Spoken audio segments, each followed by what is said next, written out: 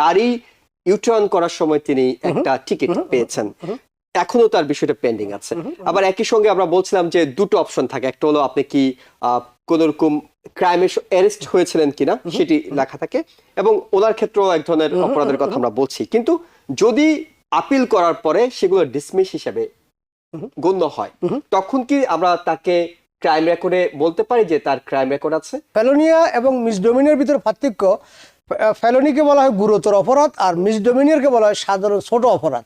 পার্থক্য হচ্ছে any crime punishable more than 1 year is felony. আমরা যারা মেডিকেটের আন্ডারে আছি এবং যারা হোম কেয়ার আছে, আমরা তো আসলে একটু দুশ্চিন্তার মধ্যে আছি। ওনার দৃষ্টিতে এগুলির ভবিষ্যৎ কি মনে করতেছেন উনি, আমাদেরকে মানে সেই ব্যাপারে একটু।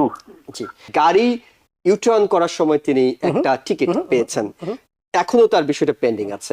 আবার একই সঙ্গে আমরা বলছিলাম যে দুটো অপশন থাকে, একটা হলো আপনি কি কোন রকম ক্রাইমে অ্যারেস্ট হয়েছিলেন কিনা সেটি লেখা থাকে, এবং ওনার ক্ষেত্রেও এক ধরনের অপরাধের কথা আমরা বলছি। কিন্তু যদি আপিল করার পরে সেগুলো ডিসমিস হিসেবে গণ্য হয়, তখন কি আমরা তাকে ক্রাইম রেকর্ডে বলতে পারি যে তার ক্রাইম রেকর্ড আছে? অফকোর্স, কারণ কোশ্চেনটা হলো have you ever been cited, অর্থাৎ তোমাকে কোনো টিকিট দেওয়া হয়েছে বা ভায়োলেশন দেওয়া হয়েছে। The answer is yes. Then নিষ্পত্তিতে লেখা আছে still you have disposition record. ওই ডিসপোজিশন রেকর্ডে আউটকাম বলা হয়, আউটকাম মানে ফল কি, ফল হলো ডিসমিস, স্টিল ওটা লাগবে। যেহেতু শুরু হয়েছে শেষ করতে হবে, অর্থাৎ এই ডকুমেন্টসটা আপনাকে দিতে হবে যে আপনি এটা ডিসমিস। খালাস হলেও দিতে হবে, সাজা হলেও দিতে হবে, কি সাজা হয়েছে আপনার। সাজার পরিমাণটা যদি ফেলোনির নিচে হয় তাই ইউ আর ফাইন। ফেলোনিয়া এবং মিসডোমিনিয়ার ভিতরে পার্থক্য, ফেলোনিকে বলা হয় গুরুতর অপরাধ আর মিসডোমিনিয়ারকে বলা হয় সাধারণ ছোট অপরাধ। পার্থক্য হচ্ছে any crime punishable more than 1 year is felony, any crime punishable less than a year is misdemeanour. একই কথা খাচ্ছে ডিপোর্টেশনের ক্ষেত্রে। আপনি যখন বলছিলেন যাদের ক্রাইম রেকর্ড আছে তাদেরকে ডিপোর্টেশন করা হচ্ছে, বাট ক্রাইমের মধ্যে পার্থক্য আছে।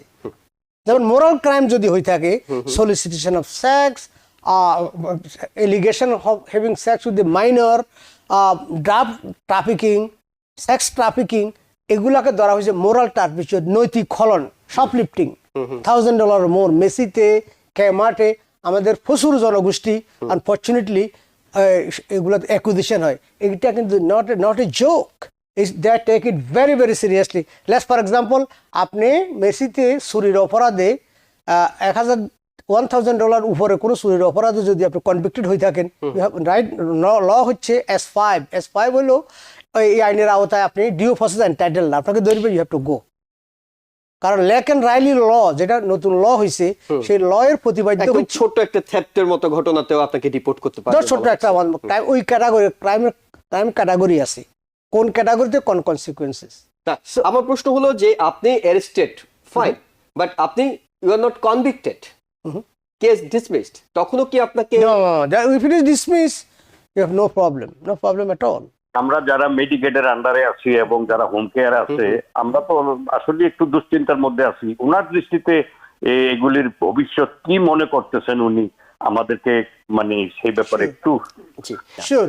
সো থ্যাংক ইউ দর্শককে এই কোশ্চেনের জন্য। এটা অত্যন্ত জনগুরুত্বপূর্ণ কোশ্চেন, কারণ ইমিগ্রেশন যে পরিমাণ লোককে এফেক্ট করে তার থেকে অনেক গুণ বেশি লোককে এফেক্ট করে মেডিকেট। কারণ মেডিকেট ছাড়া আমরা কেউই চলতে পারি না। এখানে মেডিকেল বেনিফিট, মেডিকেশন, RX এবং ডাক্তার ভিজিট, হাসপাতাল visit so expensive, people cannot afford. So এখানে সরকারের প্রস্তাব হচ্ছে দে উইল রিডিউস প্রায় $2 trillion overall budget government expense বলতে শুধু মেডিকেট না, বিভিন্ন বিভিন্ন ক্ষেত্রে কমাবে। আচ্ছা, এবং সেই ক্ষেত্রে মেডিকেটকেও তারা অগ্রাধিকার দিচ্ছে, এখান থেকেও টাকা কমাবে সেটা 100% sure, but they don't know how much. Okay, তো সেখানে আবার এভাবে বলা হয়েছে 600,000 পিপল আছে যারা অটিজম সাফার করতেছে অথবা totally mentally or emotionally disable, তাদের ব্যাপারে কোনো টাচ করা হবে না। সেকেন্ডলি, দরিদ্র জনগোষ্ঠীর ব্যাপারেও তারা মাথায় রাখবে, ট্রাম্প বলেছেন নিজ মুখে, কোনো এফেক্ট করবে না। তবে যারা ফ্রড, জালিয়াতি, মেডিকেট ও অ্যাবিউজ করছেন তাদেরকে তারা চিহ্নিত করবে এবং সেখানে ফান্ড কমাবে।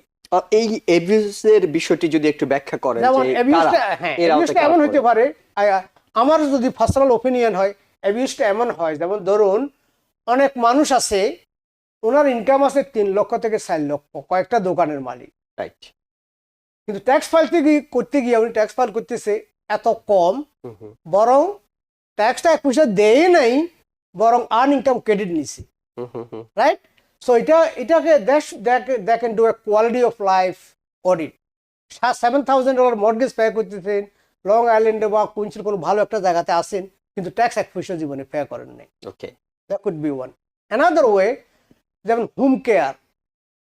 হোম কেয়ারে এবং বিভিন্ন ফার্মেসিতে এখন অনেক ফার্মেসি দেখবেন আপনি বলবেন যে আমি আসতেছি নিয়ে যাবো বলে ভাই আপনি আসতে হবে না আমি ডেলিভারি দিয়ে দিচ্ছি কারণ ডেলিভারিতে সেখানে অনিয়ম হইতে পারে তারা ওভারচার্জ করতেছে মেডিকেশন অপ্রয়োজনীয় মেডিকেশন বিলিং করতেছে যেমন অনেকের আপনি একটা করনিক ডিজিজে ভুগছেন আপনার মান্থলি ওষুধ লাগে কয়েক মাস নেন না সেটাও বিল করতেছেন এই ধরনের অনেকগুলো খাত আছে মেডিকেডে যেটা আমি এখানে কাউকে দোষারোপ করার জন্য আসি নাই রাইট আবার কাউকে এটাকে ভয় লাগানোর জন্য আসি নাই দেনও আমরা সবাই জানি আমাদের কিছু কিছু প্রবলেম আছে so we must be careful কারণ আমি যখন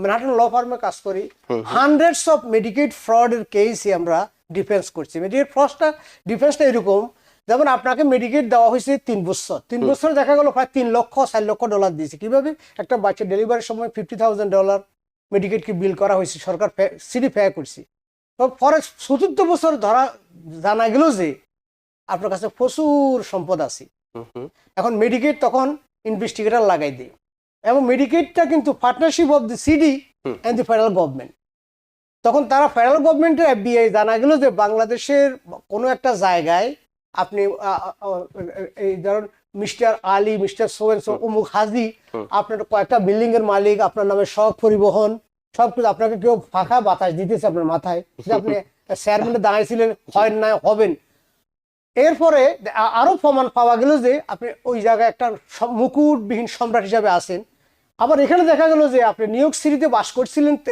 প্রায় 12-13 বছর এক বেডরুমের বা একটা বাসায় ছিলেন সেটাও সরকারি বরাদ্দকৃত কোনো ট্যাক্স জীবনে 1 পয়সাও দেন নাই আপনি একজন হতদরিদ্র মানুষ হিসাবে এখানে চিহ্নিত আপনি মেডিকেট খান আপনি ফুড স্ট্যাম্প খাইতেছেন সরকার যত বেনিফিট সবকিছু খাইছেন কারণ এখানে আপনি ছিলেন আপনার একজন কন্ট্রাক্টর একটা সরকারি প্রজেক্ট স্কুলের একটা প্রজেক্টে $1.5 লক্ষ ইনকাম করছেন কলেজের একটা প্রজেক্টে $1 লক্ষ ইনকাম করছেন একটা প্রজেক্টে ট্যাক্স ছিল প্রায় 2 লাখ টাকার মতো ওইটা দেন নাই IRS ইনভেস্টিগেশন করতে গিয়ে they find out real story I was involve with that process এখন দেখা গেল বলে তো mister government attorney US attorney এগুলো প্রসিকিউট করে কারণ ফেডারেল গভর্নমেন্টের টাকা involve mister we know that আপনি $3 million tax default tax pay করেন নাই বাট 3 মিলিয়নের বেশি টাকা কোথায় আপনার আছে সেই রেকর্ড আমাদের কাছে আছে আমরা জব্দ করতে পারি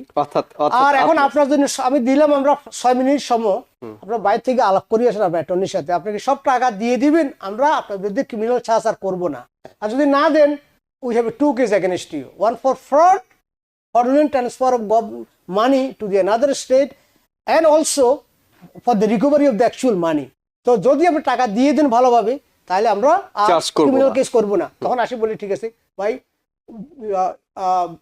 টাকা দিয়ে আমরা সমঝোতায় করি ভিক্ষা সামলান সেই ব্যবস্থা সে টাকা তখন বলি ঠিক আছে আমি এত টাকা একসাথে এখন বিভিন্ন জায়গায় ইনভলভ আমি মান্থলি ইনস্টলমেন্টে দিব তো আমি এই কথাটা কাউকে ভয় লাগার জন্য বলছি না but there are so much corruption going on in this country এবং সেই জন্য আজকে এই সমস্যাগুলো তৈরি হচ্ছে ইলন মাস্কের ডোজ যে ডিপার্টমেন্ট করা হয়েছে ডিপার্টমেন্ট অফ এফিসিয়েন্সি কোনো কারণও ছিল এখন এই কারণকে সমস্যাকে সমাধান করতে গিয়ে ট্রাম্প প্রশাসন আরেকটা সমস্যা বিরূপ প্রতিক্রিয়া হচ্ছে সাধারণ মানুষের জীবনে জন্য এবং সেইটার জন্য আমরা লজ্জিত এবং দুঃখিত